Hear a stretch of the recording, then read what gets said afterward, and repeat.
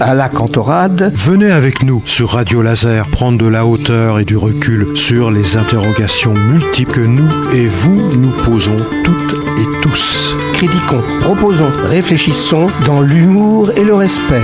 Explorez pendant un mois, chaque semaine, un sujet pertinent avec toujours un invité expert. Bonjour à toutes et à tous sur Radio Laser à la Cantorade.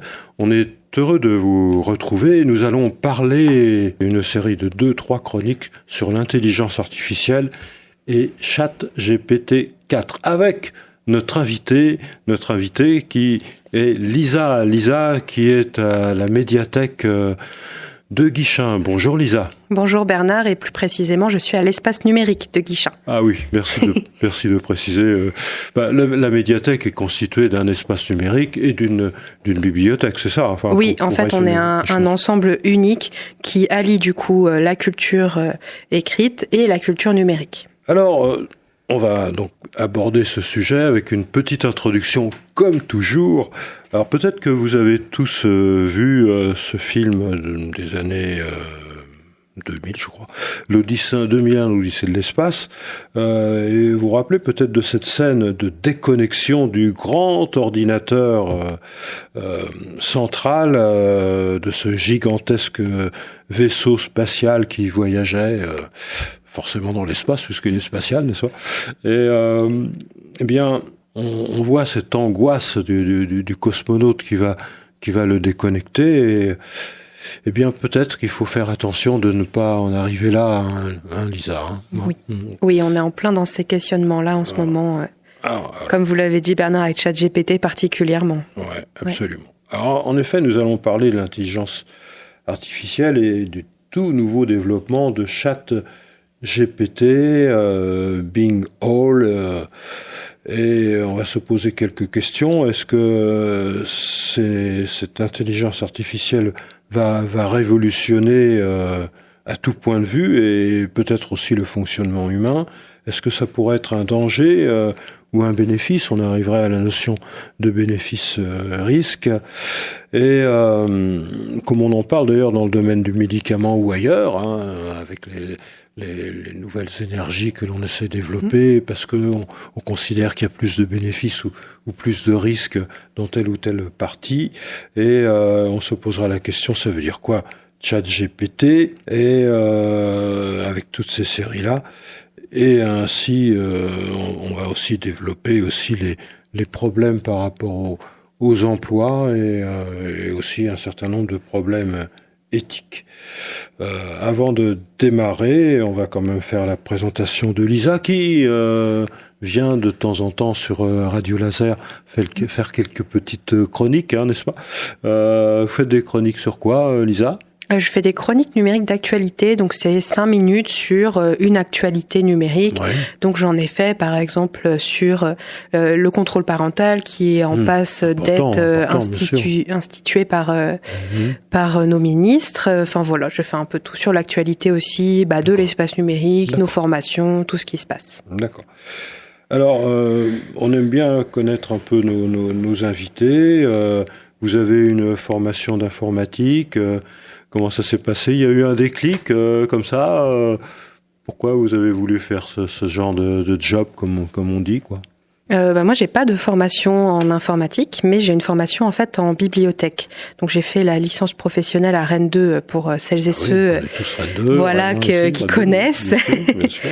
Et en fait, moi, mon déclic, c'était plutôt quand j'ai eu mon premier poste, donc c'était à la ville de Rennes, à la bibliothèque de Maurepas, donc en quartier prioritaire. C'est Maurepas, oui. Voilà.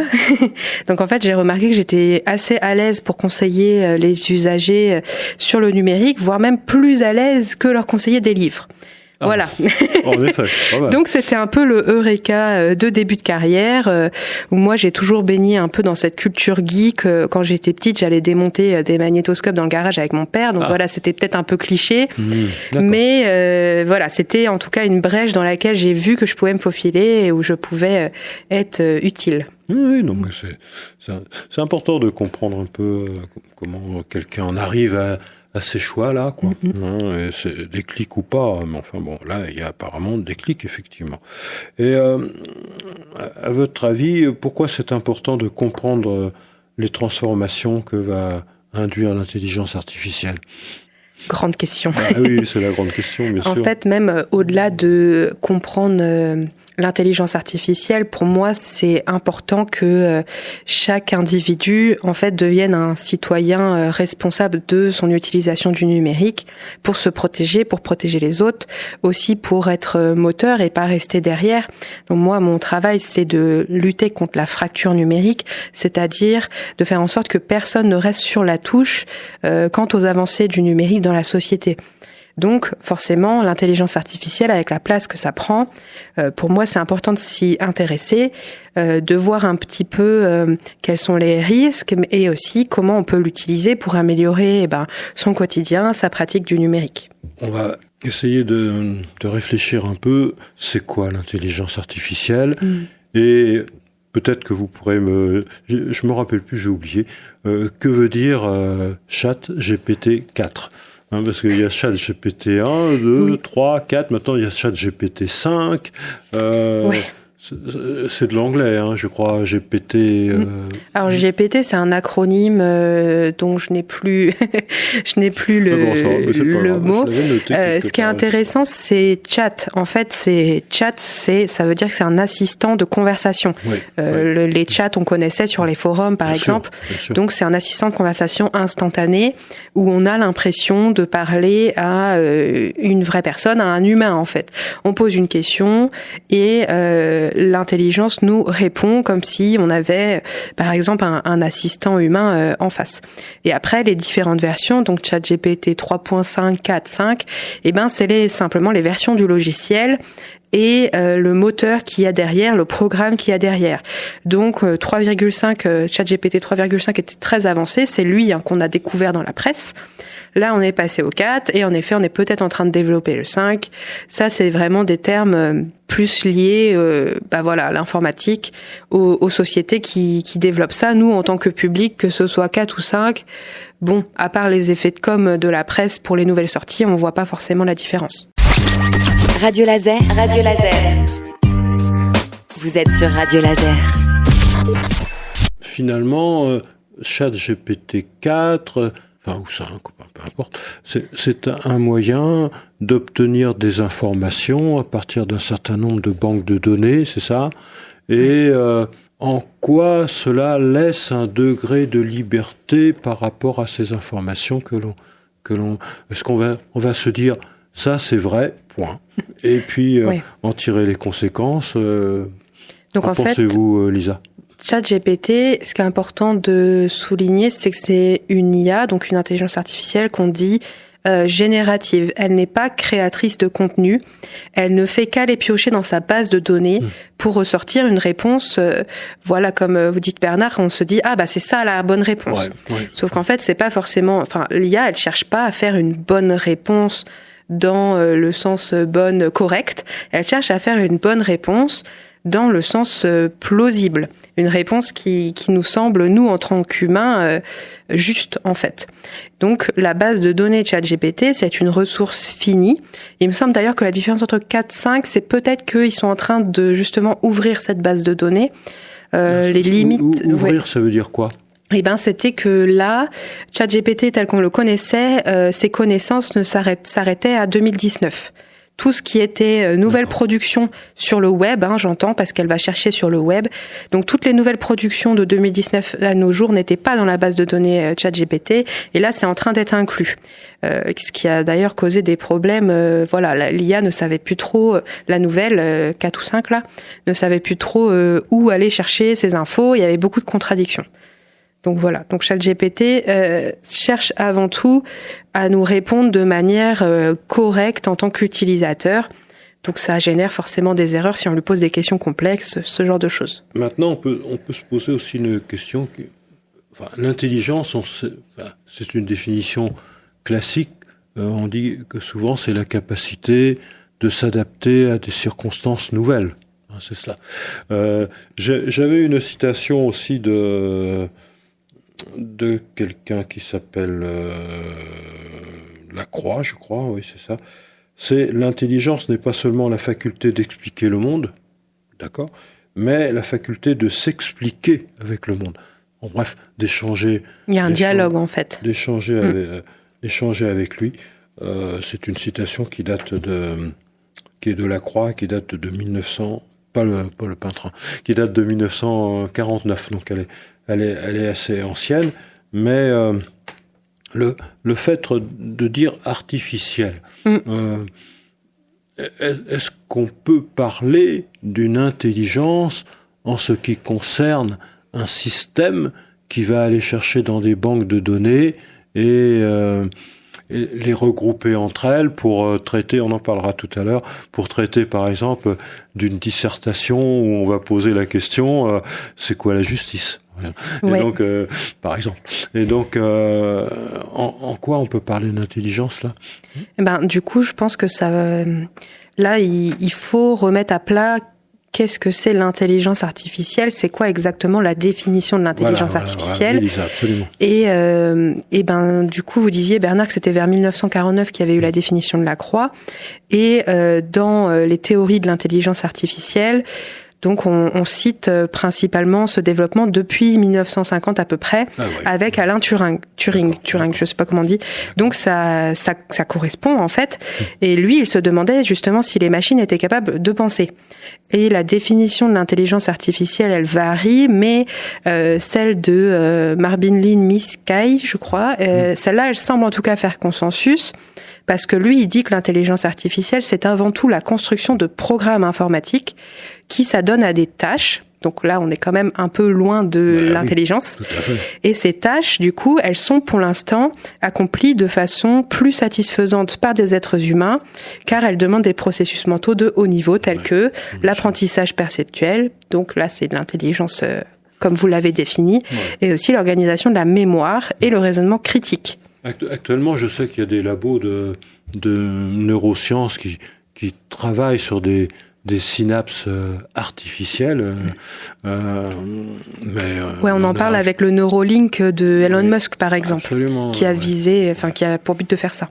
Mais on n'est pas du tout à la souplesse des interactions qui se font entre les synapses neuronales dans notre cerveau. On a 100 milliards de neurones dans notre cerveau. Et notre cortex est super important et on sait que l'éducation d'un enfant, c'était montré chez l'animal aussi, s'il n'est pas stimulé, on ne favorise pas ces connexions qui vont permettre justement de s'adapter à des circonstances nouvelles.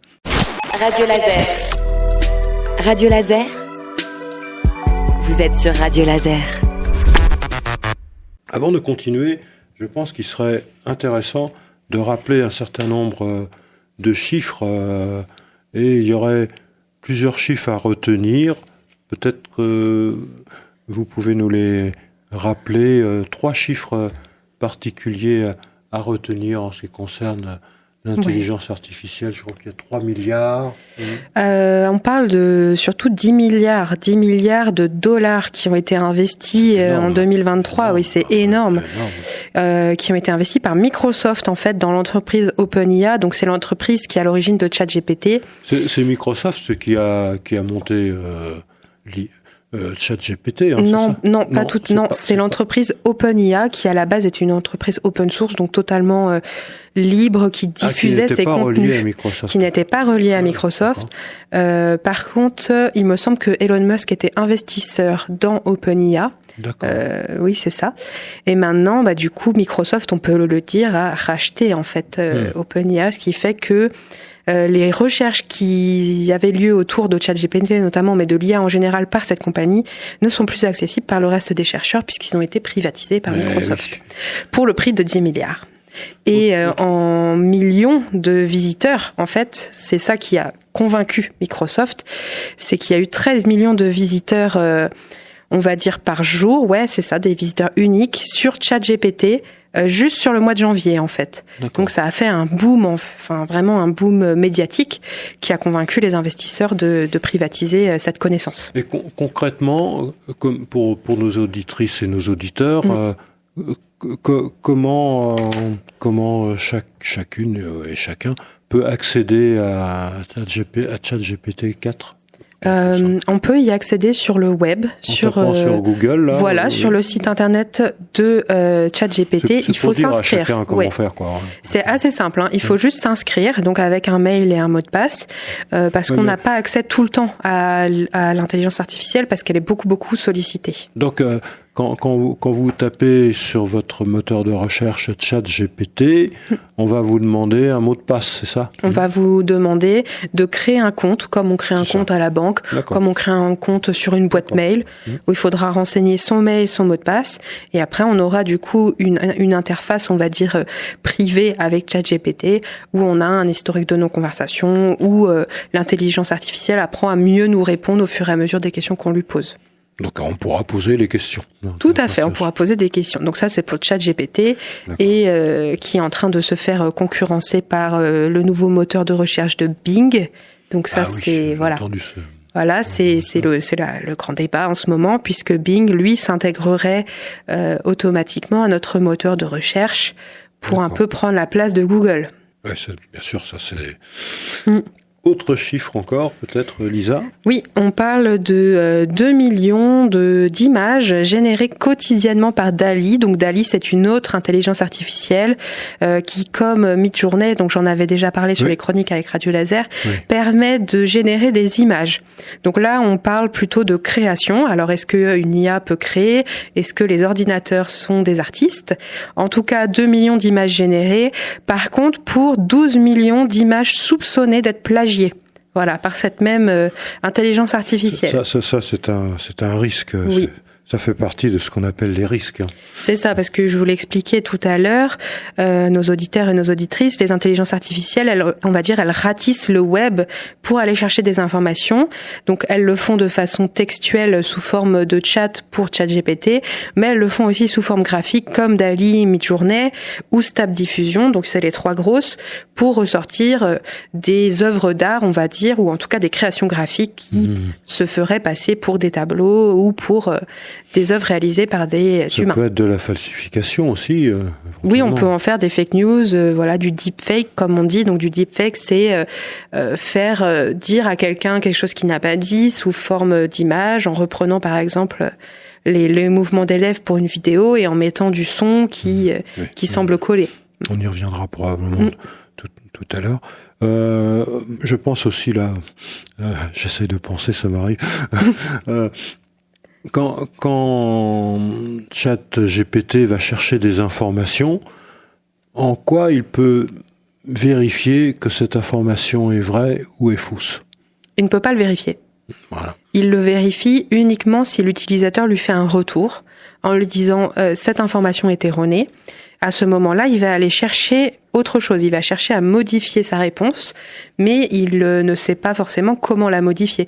Si on ne lui dit pas ton erreur est là, par exemple, s'il nous dit que, je sais pas moi, en Allemagne, il n'y a que 3 habitants, on lui dit ce chiffre est faux, il va aller chercher un autre chiffre. Oui. Mais si on lui dit ta réponse est fausse, il va chercher plus large. Et donc forcément, il ne va pas ressortir une information très précise. En bref, un conseil déjà par rapport à cela, si une de nos auditrices, un de nos auditeurs utilise ChatGPT, ne perdez pas votre esprit critique. Ça, c'est quelque chose de sûrement très très important, hein, Lisa. Hein. Oui, tout à fait. ChatGPT n'a pas la vérité à vous dire puisque c'est une intelligence artificielle, donc il n'a pas de concept moral de qu'est-ce qui est vrai, qu'est-ce qui est juste, qu'est-ce que le bien, qu'est-ce que le mal.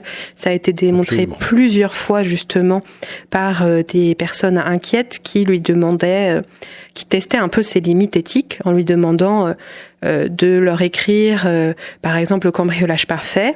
L'intelligence refusait en prétextant des motifs moraux, mais si on lui demandait d'écrire dans un roman policier une scène de cambriolage, elle s'exécutait. Oui. Troisième chiffre peut-être, Lisa ? Du coup, c'était les 12 millions de plagiat. Donc là, on touche à une autre corde sensible de l'éthique qui est la paternité des contenus sur Internet. Le droit d'auteur Est-ce qu'il s'étend au numérique ? Si on est un artiste numérique mais qu'on poste sur, par exemple, un réseau social comme Twitter ou Instagram, qui a la parenté de l'œuvre ? Est-ce que c'est l'utilisateur ou est-ce que c'est la plateforme ? Et du coup, à qui revient possiblement des droits d'auteur, mais aussi à qui revient, on va dire, la régulation de ces contenus. Donc ça, c'est une question qui n'est pas, qui ne date pas de l'intelligence artificielle, qui est complexe, qui est en train d'être débattue depuis des années à l'Union européenne pour savoir voilà, qui doit prendre des mesures pour protéger les utilisateurs, mais aussi pour protéger les plateformes s'il y a des contenus qui se font voler ou qui sont, on va dire, comment on dit, offensants. Bien. Merci, Elisa. Nous avons fini cette première chronique qui était finalement une prise de contact par rapport à l'intelligence artificielle et chat GPT. 3,5, 4 ou éventuellement 5. Et nous consacrerons une autre chronique la semaine prochaine où nous parlerons de chat GPT et de l'intelligence artificielle dans le cadre de différentes activités humaines et puis essayer de cerner les bénéfices et les risques, comme on le disait encore tout à l'heure, et puis aussi les conséquences que ceci peut avoir dans le domaine de l'emploi, parce que on pourrait se dire que si c'est une intelligence artificielle est capable de gérer telle ou telle activité, pourquoi un humain le ferait ? Donc voilà, donc pour la suite. On vous souhaite à toutes et à tous un bon week-end. Merci Lisa, merci beaucoup. Merci Bernard, bon week-end à tous. Bon week-end.